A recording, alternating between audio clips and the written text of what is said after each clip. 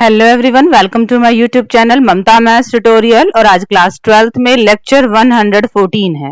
आज हम बेटा करेंगे एक्सरसाइज 3.1 के क्वेश्चंस को डिस्कस। फर्स्ट सम देखिए, इन द मैट्रिक्स ए, ये आपको मैट्रिक्स दे रखी है। राइट आपने क्या लिखना है? First the order of the matrix, इस मैट्रिक्स का ऑर्डर बताना है। बेटा इसमें रो कितनी है? 1 2 3, 3 रोज हैं। कॉलम कितने हैं? 1 2 3 4 कॉलम्स हैं। तो ऑर्डर क्या आ गया मैट्रिसेस का? 3/4। सेकंड आपने बताना है द नंबर ऑफ एलिमेंट्स, इसमें एलिमेंट्स कितने हैं? बेटा रो जितनी है, कॉलम्स जितने, उनकी मल्टीप्लाई कर दो। 3 4 जा 12। Third right the elements, elements लिखने हैं A13। A13 का मतलब एलिमेंट कौन सा लिखना है? जो आपके पास फर्स्ट रो थर्ड कॉलम में हो। फर्स्ट रो में और थर्ड कॉलम में क्या है? 19 है आपके पास। A21 निकाले, सेकेंड रो और फर्स्ट कॉलम का एलिमेंट। सेकेंड रो और फर्स्ट कॉलम का एलिमेंट क्या है बेटा? 35 है। Next A33, third row third column, third row और थर्ड कॉलम में क्या है एलिमेंट आपके पास? -5। A24 का मतलब सेकेंड रो और फोर्थ कॉलम में क्या एलिमेंट है? सेकेंड रो और फोर्थ कॉलम में एलिमेंट है आपके पास 12।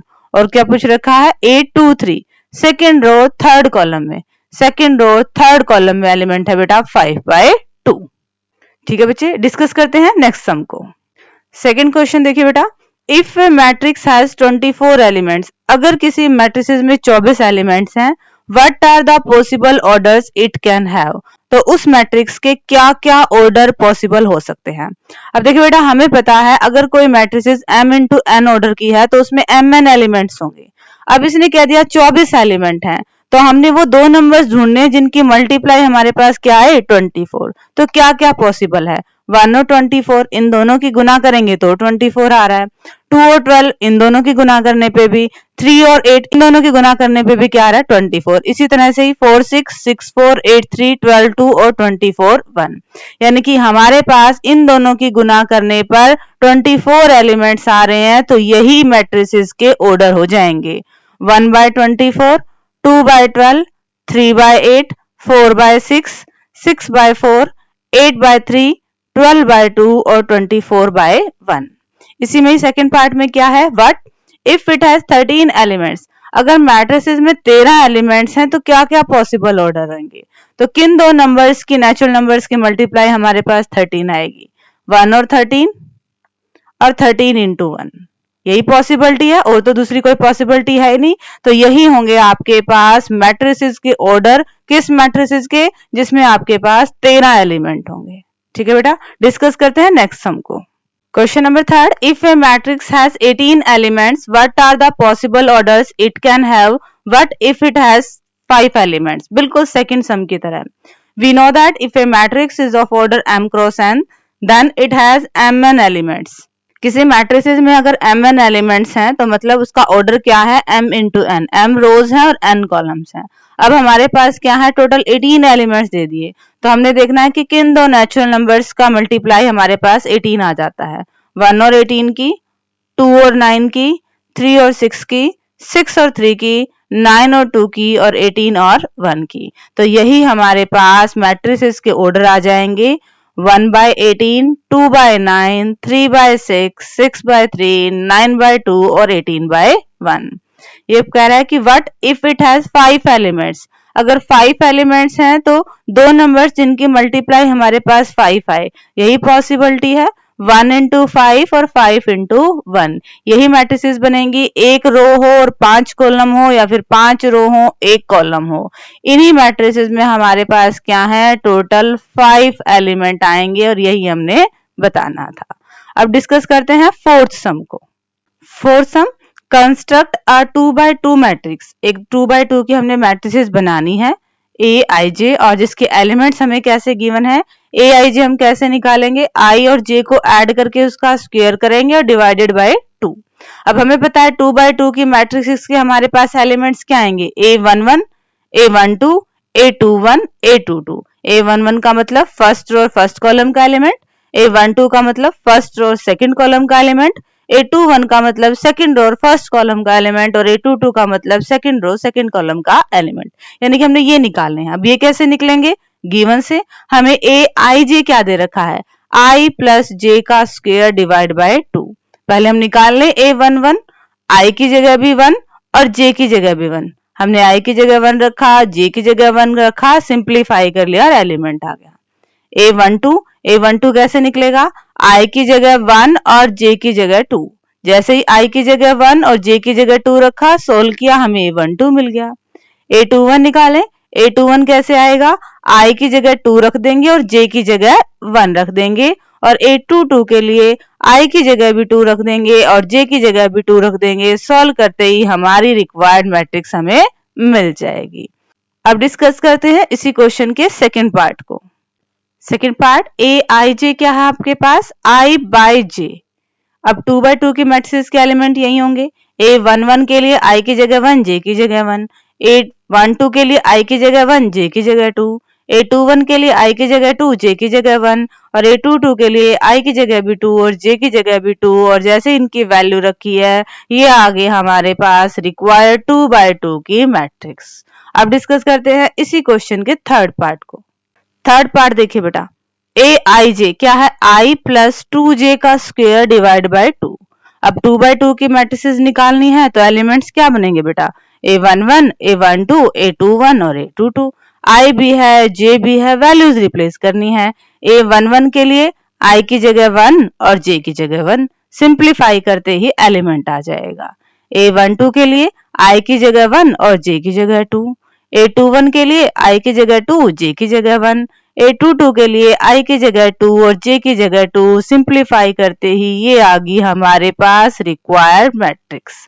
डिस्कस करते हैं बेटा फिफ्थ सम को। अब fifth some, construct A 3 by 4 matrix whose elements are given by aij equal to 1 by 2 mod minus 3i plus j।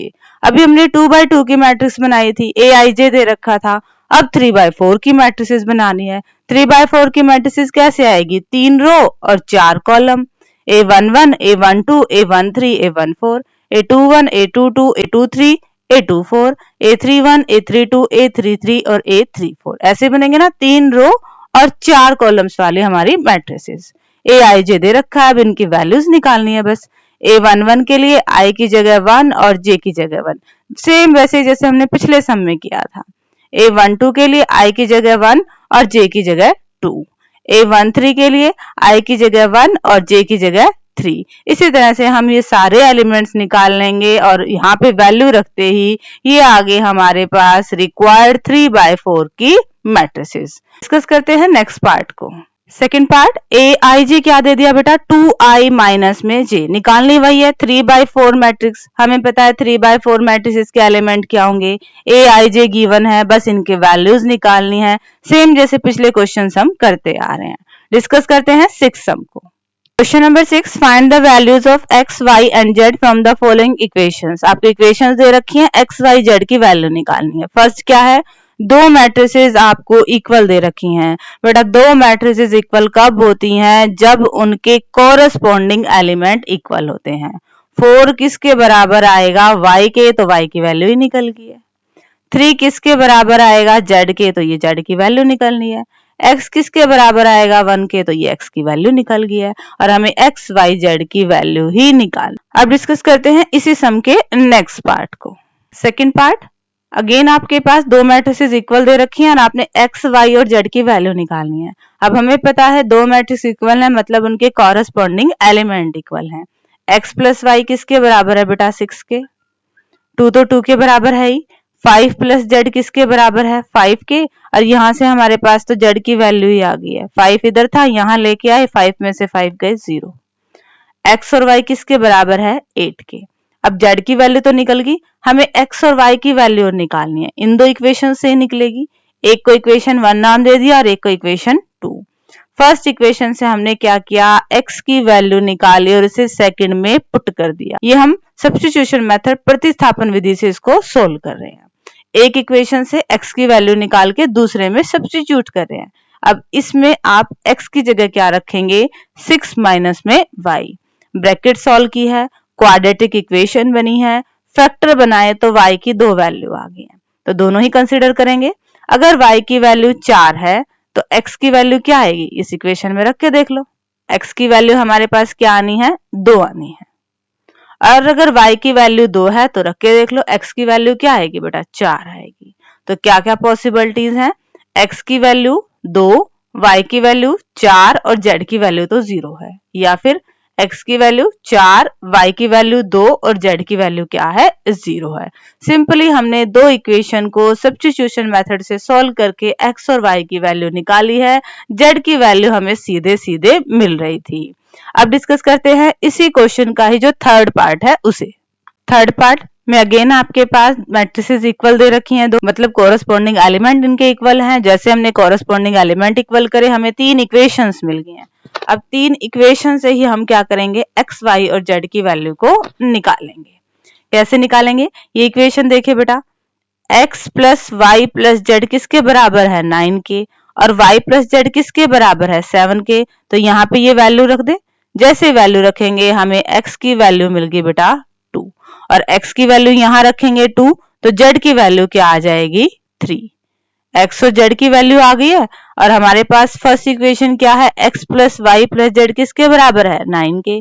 x की वैल्यू रख दी है, z की वैल्यू रख दी है, 3 और 2 5, और सोल्व करेंगे तो y की वैल्यू क्या आ गई बेटा, 4 आ जाएगी। ठीक है, और हमें x, y और z की वैल्यू ही निकालनी थी। डिस्कस करते हैं अब क्वेश्चन नंबर 7 को। Question number 7, find the value of a, b, c, d from the equations. दो मैट्रिसेस आपको इक्वल दे रखे हैं, आपको a, b, c और d की वैल्यू निकालनी है। दो मैट्रिसेस इक्वल हैं, मतलब कोरस्पॉन्डिंग एलिमेंट्स इक्वल हैं, और जैसे हमने कोरस्पॉन्डिंग एलिमेंट्स को इक्वल किया, हमें 4 इक्वेशंस मिली हैं। इक्वेशंस को सॉल्व करना हमें आता है ए बी वाली और ए बी वाली। इन दो इक्वेशंस को सॉल्व करेंगे तो ए और बी की वैल्यू निकलेगी। ए की वैल्यू यहाँ रख देंगे तो हमारे पास सी की वैल्यू हो जाएगी, और सी की वैल्यू यहाँ रख देंगे तो हमें डी की वैल्यू मिल जाएगी। ये क्वेश्चन आप खुद करेंगे। ए की वैल्यू आएगी बेटा 1, बी की वैल्यू आएगी बेटा 2, सी की वैल्यू आएगी 3 और डी की वैल्यू आएगी 4, और कमेंट सेक्शन में जरूर बताएंगे कि आपका आंसर मैच हुआ या नहीं हुआ।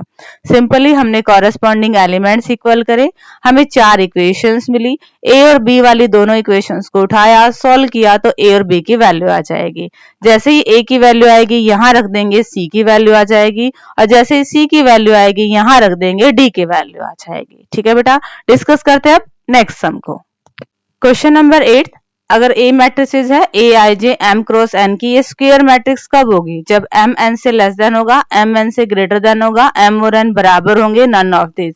अब हमें पता है स्क्वायर मैट्रिक्स क्या होती है बेटा, जहां पे रो और कॉलम्स की संख्या बराबर हो, मतलब m और n क्या हो, जहां पे बराबर हो, तब आपके पास ये स्क्वायर मैट्रिक्स कहलाएगी। और ऑप्शंस के अकॉर्डिंग ऑप्शन सी आपका क्या हो जाएगा बेटा, करेक्ट ऑप्शन हो जाएगा।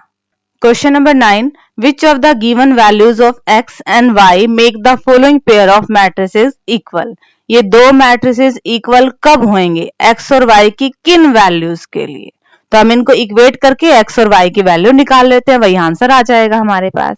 जब हम इनको इक्वेट करेंगे तो क्या आ रहा है, 3x plus 7 equal to 0, यहाँ से x की वैल्यू मिली है। 5 equal to y minus 2, यहाँ से y की वैल्यू आई है।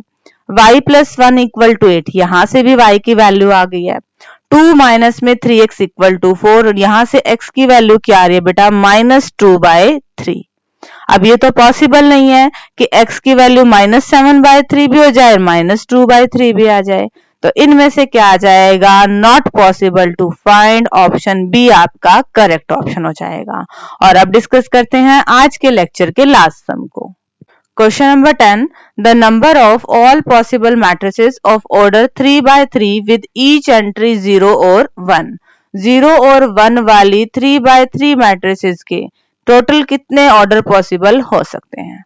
अब देखिए बेटा, 3 by 3 matrices में टोटल एलिमेंट कितने हो गए, 9 हो गए, और एंट्रीज क्या हो सकती है, या तो 0 या 1, यानी कि टोटल पॉसिबिलिटी तो 2 होगी। तो 9 एलिमेंट्स में क्या आ सकता है, फर्स्ट एलिमेंट में भी 0 और 1 में से कुछ भी आ सकता है, सेकंड जगह पे भी सेकंड एलिमेंट होता है, वो भी 0 और 1 में से कुछ भी आ सकता है। इसी तरह से हमारे 9 एलिमेंट्स के बाद दो दो चॉइसेस हैं, तो टोटल पॉसिबल मैट्रिक्स क्या होगी बेटा, 2 की power 9 512। Option D will be the correct option. ठीक है बच्चे, इसी के साथ हमारी एक्सरसाइज 3.1 कंप्लीट होती है। होप कि आपको एक्सरसाइज समझ में आ गई होगी। डिस्क्रिप्शन में नोट्स हैं, नोट्स ले लीजिएगा। And thank you everyone for watching my video.